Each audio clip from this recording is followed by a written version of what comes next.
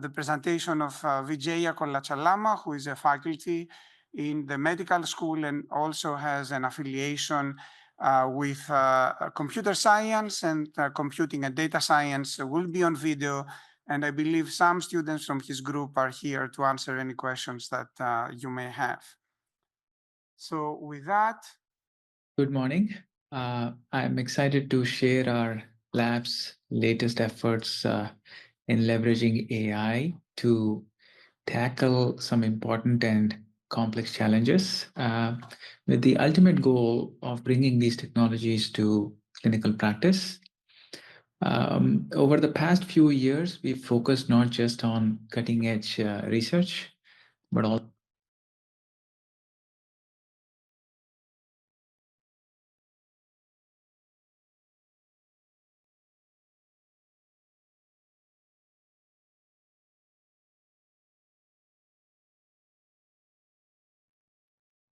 Good morning. I'm excited to share our lab's latest efforts in leveraging AI to tackle some important and complex challenges with the ultimate goal of bringing these technologies to clinical practice. Over the past few years, we've focused not just on cutting-edge research, but also on real-world translation. I think that's important to us because developing sophisticated AI models isn't enough. What really matters is whether they solve problems that clinicians face every day. To do that, we started by understanding the clinical need.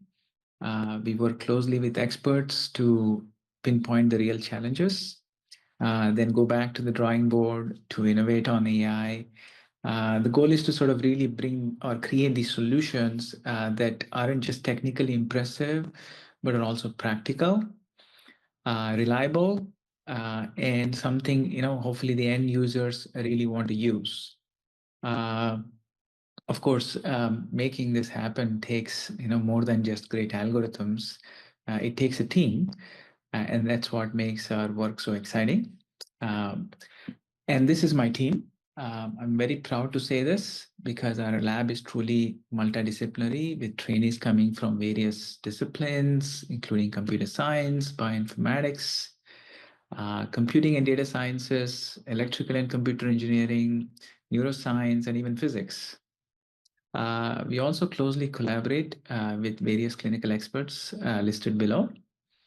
I have kind of color-coded each of their expertise because it's important to highlight that the lessons that we are learning are coming after talking with various people who are seeing, medical data and dealing with patients in completely different ways.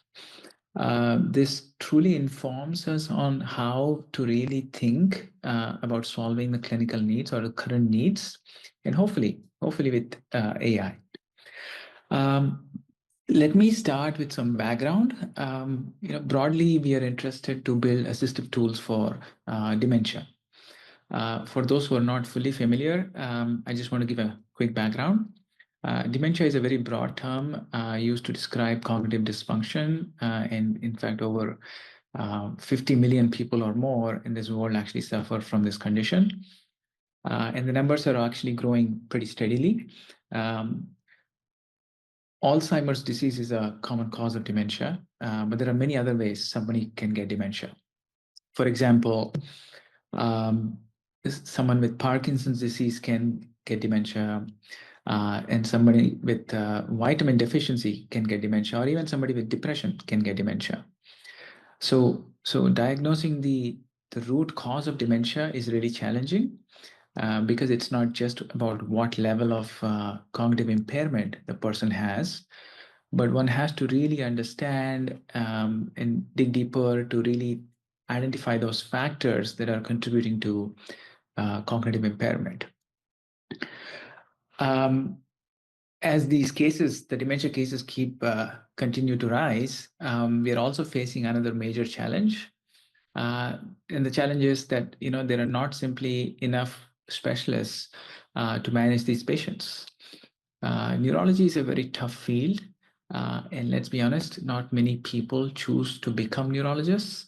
In fact, I've spoken with several who have actually left the profession entirely. So now, we have these two issues colliding. One is the growing dementia crisis, and the other is this shrinking workforce to handle it. And the data is actually making it pretty clear, as you can see on this slide.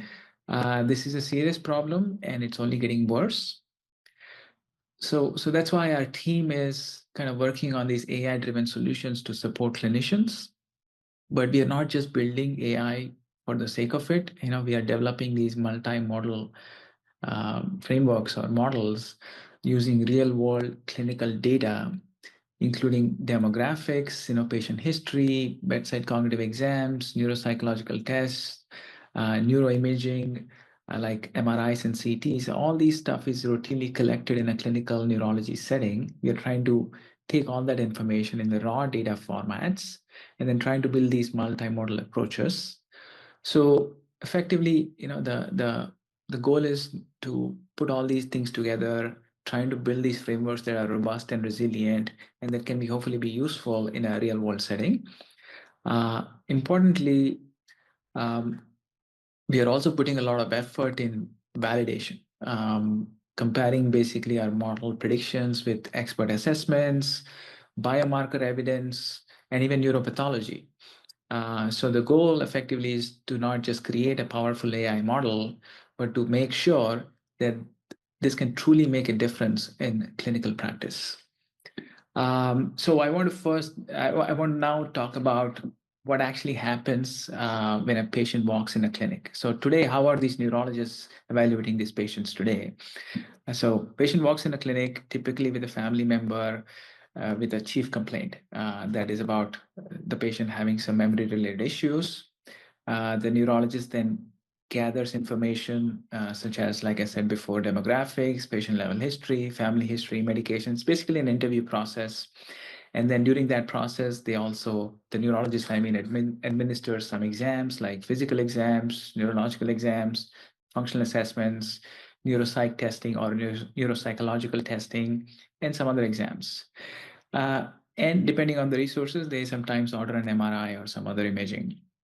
So with this kind of a multidisciplinary data, the neurologist has to now do the following, which is they evaluate the patient's condition, which is the cognitive status, whether they have healthy cognition, mild cognitive impairment, or some sort of dementia, and then spend time to understand the underlying cause of dementia, which means, is it due to Alzheimer's disease? Is it due to depression, vitamin deficiency, and so on? And oftentimes it turns out that multiple factors are simultaneously contributing to the patient's condition, which means basically mixed dementia. So it's actually pretty complicated. Only experts can actually do this in a reasonable way. So this was really the problem that we wanted to work on. And for that, we started to collect a lot of data from multiple different cohorts, as you can see on the slide.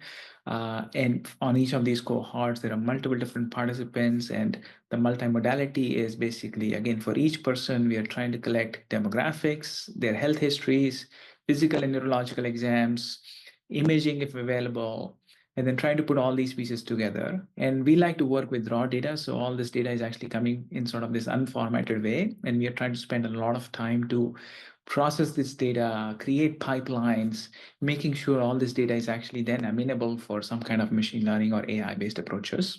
And this slide is basically showing our recent work that was published in Nature Medicine, where we collected data from multiple different cohorts that you can see on the right side, tens of thousands of participants, and we carefully curated all this data, processed all of it, made sure everything sort of really fits within the pipeline, and then we started to think about these multimodal approaches. And the question we were asking was basically, again, going back to this differential diagnosis of dementia. And as you can see on the slide, there are multiple different categories listed on the left side. Again, going in line with the workflow of the neurologist, where the first thing we're doing is we're trying to assess if the person has healthy cognition, mild cognitive impairment, or dementia.